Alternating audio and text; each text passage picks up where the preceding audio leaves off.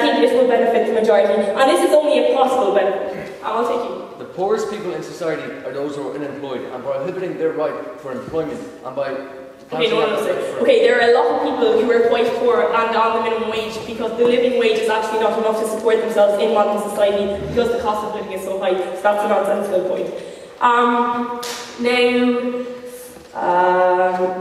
Okay, so we're going to hurt those who are already bordering on poverty, and it's wrong to hurt a minority even if we're going to benefit a majority. And we must cater to the economic and the social rights of every single person before in effect we try to make a silk purse out of slaves a year. I don't believe that this assertion in practical terms also is going to benefit the economy. And this brings me on to speak about my second point, which is the economics of the minimum wage. Now firstly, if we are abolishing the minimum wage in order to do something like decrease unemployment, to prevent layoffs or stimulate the economic recovery, which seems to be the general direction in which the proposition is going with their case thus far, I'd firstly like to deal with some false assertions, which the prop have already made. The minimum wage is not the cause of large-scale unemployment, and abolishing it will not decrease it. The problem will be in fact exacerbated by abolition, while also creating further problems in the economy and in society. Why? Because, firstly, wage contracts mean that wages are rigid for the foreseeable future, and if we do go about, and if we do abolish the minimum wage, we are not going to prevent any immediate layoffs. Businesses are risk averse, and few businesses will take on new workers in the risky environment that is the current recession. And we've got to remember that the minimum wage can actually be of great benefit to businesses. Because in the past, minimum wage has increased things like it has reduced absenteeism, there has been less turnover of staff and better morale from employees, as well as lower recruiting and training costs for employers. All of these contribute to higher productivity. Now, there's not a shred of statistical evidence in the debate so far to prove that abolishing the minimum wage is going to increase employment. And I really doubt, ladies and gentlemen, that there will be any to come. The proof of this can be seen in Fianna Fáil's cuts to the minimum wage in 2010. Cuts that still stand, despite having absolutely no effect on levels of unemployment in the country. All it has done is attack those who are already bordering on the poverty line. So ask yourselves now, ladies and gentlemen, why are we going about and abolishing the minimum wage and once again attacking those who are the weakest in society? It is a regressive step, and there is a certain tinge of insanity when it comes to a government that tries the same policy over and over again, yet still expecting a different result. The proposition will come up here today and they'll say that cuts to the minimum wage are not enough, but we say that this is just more of the same carry-on. Abolishing it is a regressive step. The biggest threats to small and medium businesses are the bank's failures to extend normal credit in the wake of their reckless lending during the Celtic Tiger and contractional spending in the domestic economy. Now, this second threat to Irish businesses will be exacerbated by a cut to the minimum wage. Moreover, we have to consider that the consumer demand and the amount of money being spent in the Irish economy is the only thing keeping it afloat at the moment. Those who are on the minimum wage, they make up a significant proportion of this consumer demand, because unlike the higher earners, they cannot save. They spend all their money trying to survive in the current recession. If we reduce incomes for those who are currently on minimum wage, we are effectively taking money out of the economy. We are going to create what is called a deflationary effect. And in the long term, we are taking money away from all employees across all sectors of the economy. It means an inevitable downward spiral of spending of wages, and in the end, less money for every single person in Ireland across the whole economy. Ladies and gentlemen, this afternoon I have spoken to you about social justice. I have spoken to you about the idea of the minimum wage being an enabling right of sorts. The idea that every single citizen has a right to engage on equal terms with fellow citizens. And also I've spoken to you about the economics and the practicalities of the minimum wage. And later on, my teammate Catherine is going to speak to you about exploitation. And on that note, I beg you to oppose the motion.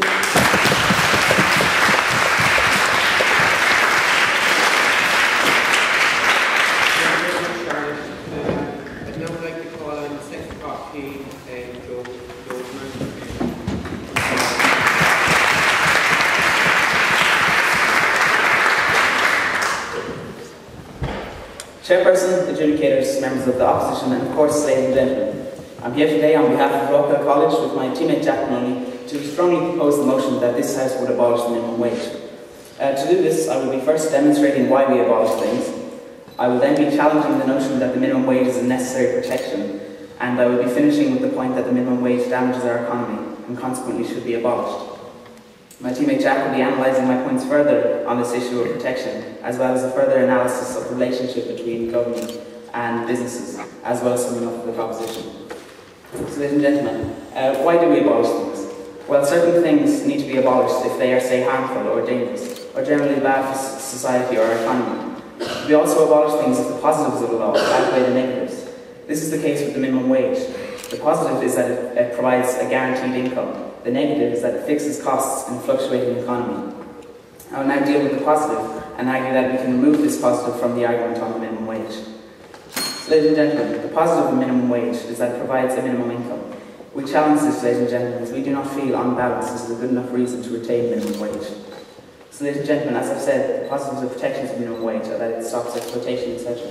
But however, these protections are already being catered for by the welfare state. As we all know, the welfare state provides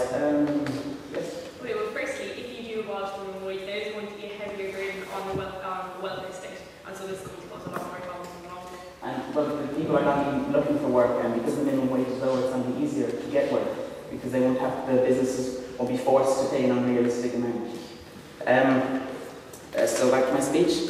As I've said, the positives of protections of minimum wage are that it stops exploitation, etc. However, these protections are already being catered for by the welfare state.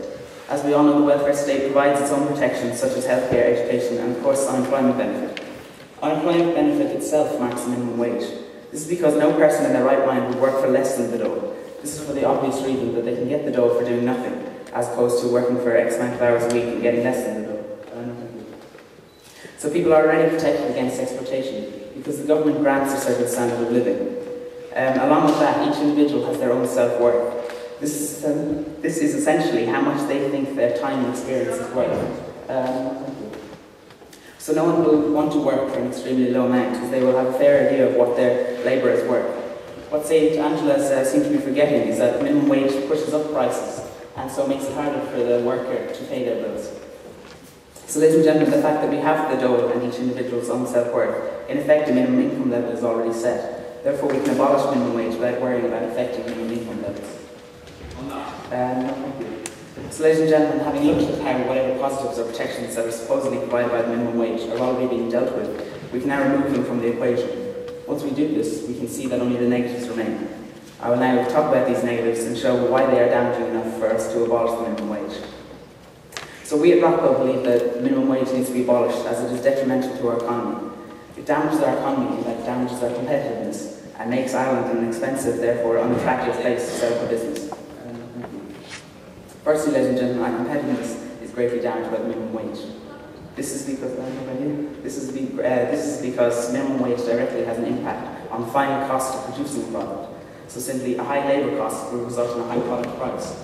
If goods cost more to produce, they will have to cost the consumer more. This makes homegrown products much more expensive than imported goods, as well as making it extremely difficult to compete and trade abroad, as simply our products will be much more expensive. By abolishing the minimum wage, we are directly lowering the cost of labour and so the product price. This would restore our competitiveness as well as our economic standing. Secondly, ladies and gentlemen, the cost of these goods have substantial impact on the overall cost of living. All businesses, state-owned or private, set their wages according to the current cost of living. So high cost of living will result in a high wage bill. In effect, all wages are benchmarked against the minimum wage. This lowers profits for businesses and so makes Ireland an unattractive place to establish a business. It is clear that the minimum wage has somewhat of a ripple effect and that the consequences go far beyond itself. Now, the simple answer to all this could be to simply lower the wage. Lower the minimum wage. If the dole is, say, $4.60 an hour, couldn't the minimum wage be lowered to maybe €5 or €6 an hour? Well, this might take care of our economic competitiveness problem, but we at Rockwell argue that regardless of the amount, minimum wage still needs to be abolished. Allow me to illustrate this. Ladies and gentlemen, the truth about the minimum wage is that it is set at a time when it can be easily afforded, and so it does not affect the harmony or relationship between the government and businesses. When the current minimum wage was first introduced, very few workers were employed below the minimum wage. This meant that the minimum wage didn't really do anything. It definitely didn't affect workers, and employers were paying more anyway. So the only thing the minimum wage really achieved was that it made the government look as though they had a soft spot for social justice. No, thank you. This would all be fine if economies were consistent. But ladies and gentlemen, the reality is that economies fluctuate, they change. Economies can be doing well, or they can be doing badly. They can be strong or weak. No, thank you. The harm of minimum wage is that it is a constant and fluctuating environment. A minimum wage is of its time. It could be lowered in response to a weaker economy or to improve competitiveness, but in reality it never is. This is what my teammate Jack will be going into more detail on. A government will not make as unpopular a choice as lowering the minimum wage, and so an economy is stuck with it essentially. The minimum wage is a constant figure that impacts on the cost of labour, the cost of living, and the ability of an economy to compete when it really needs to. It is essentially a short-term populist decision when the government intervention should be long-term. If the minimum wage won't be changed, and it won't, it really needs to be abolished. The economic consequences of the minimum wage might be worth it if it acted to protect the citizens or the workers. With the protections already being dealt with by our social welfare system, we see that the negatives are damaging enough to give ample reason to abolish the minimum wage. Ladies and gentlemen, the economic ideal is a balance between governments and businesses and the employees. This cannot be achieved with the minimum wage in place. To sum up, ladies and gentlemen, I've demonstrated why we abolish things. I then discussed the argument of the minimum wage being a necessary protection, and I finished with the point that the minimum wage damages our economy and consequently must be abolished. My teammate Jack will further analyse the issue of protection and also further analyse the relationship between governments and businesses, as well as, of course, summing up on behalf of the proposition. So on that, ladies and gentlemen, I beg to propose.